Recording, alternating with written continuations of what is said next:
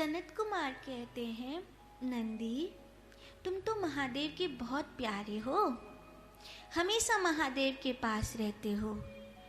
कोई कोई कुछ कुछ कर्म करता है तो वो कुछ पाता है। तुमने क्या किया था जो तुम जन्म जन्म के लिए महादेव को पा गए? कुछ तो तुमने किया होगा जो तुम जन्म जन्म के लिए महादेव को पा गए। नंदी कहते, हाँ, मैं मेरे जन्म की कथा आपको सुनाऊं? सनत कुमार हाथ जोड़कर बैठ गए नंदी के जन्म की कथा सुनने उन्हीं के मुंह से। एक बार की बात है, मेरे पिताजी का नाम था शिलाद।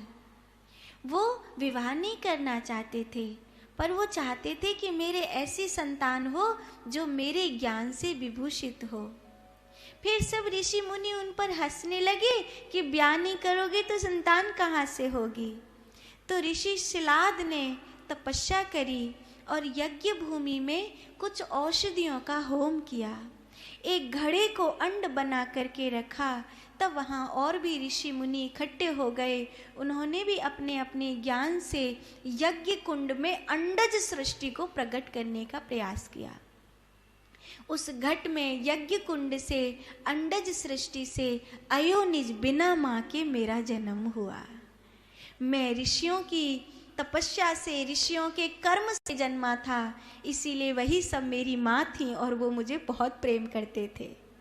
जब मेरी उम्र 5 या 6 बरस की हुई, उन्होंने मुझे सारे वेद वेदांग याद करा दिए। वो मुझे कभी एक खाली नहीं बैठने देते थे। दिन में और रात में वो सब अपना ज्ञान मुझ में उड़ेल देना चाहते थे।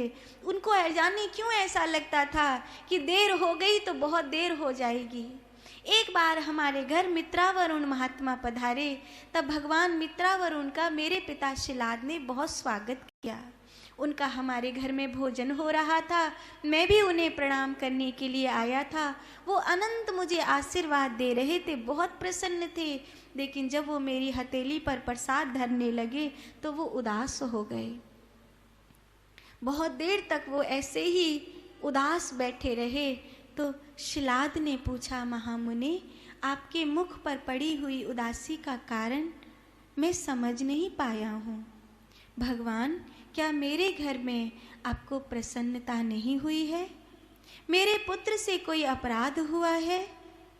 क्या मेरी सेवा में कोई चूक हो गई है? नहीं शिलाद, तुम्हारी सेवा तो अति उत्तम है। मेरी उदासी, मेरी निराशा भाग्य पर है। क्यों, क्या हुआ मित्रावरुण? तुम्हारा पुत्र अल्पायु है। शिलाद के तो पांव तले से जमीन खिसक गई। नहीं नहीं देव, ऐसा मत कहिए। मैं मेरे पुत्र के बिना जीवित नहीं रह सकता। यही सत्य है, मित्रावरुण ने कहा। तुम्हारा पुत्र बहुत समय नहीं जिएगा, वो अल्पायु है। शिलाद रोने लगे। कहते हैं, एक दिन और एक रात्रि पिता को रोते हुए देख नंदी कहते, मुझसे नहीं रहा गया। मैं ऐसा क्या कर दूं मेरे पिता के लिए जो उनके आंसू प्रसन्नता में बदल जाए। पुत्र मैं नहीं जानता, पर मैं तुम्हें खोना नहीं चाहता। मुझे कुछ नहीं होगा। मैं जानता हूं तुम्हें कुछ नहीं होगा, पर मैं एक संत की वाणी भी जानता हूं।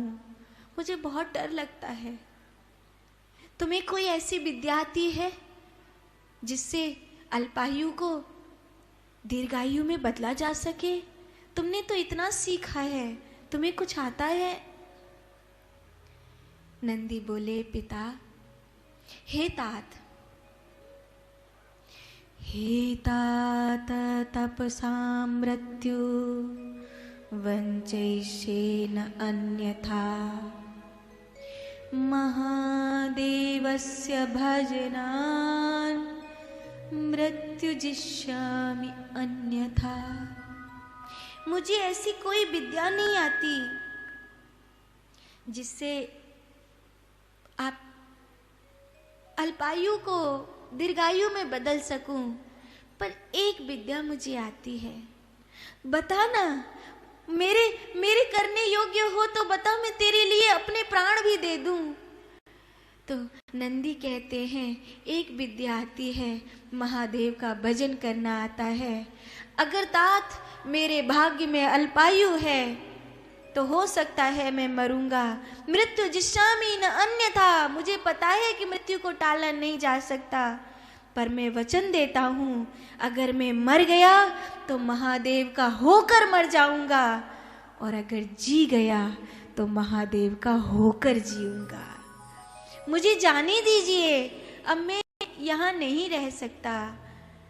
शिलाद ने नंदिकेश्वर को विदा कर दिया और घनघोर जंगल में नंदिकेश्वर तपस्या के लिए बैठ गए।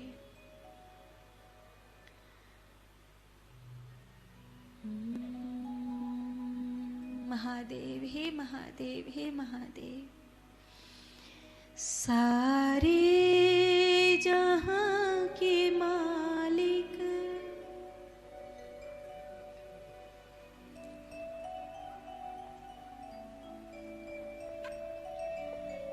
तेरा ही आसरा है, राजी हैं हम उसी में जिसमें तेरी रजा है।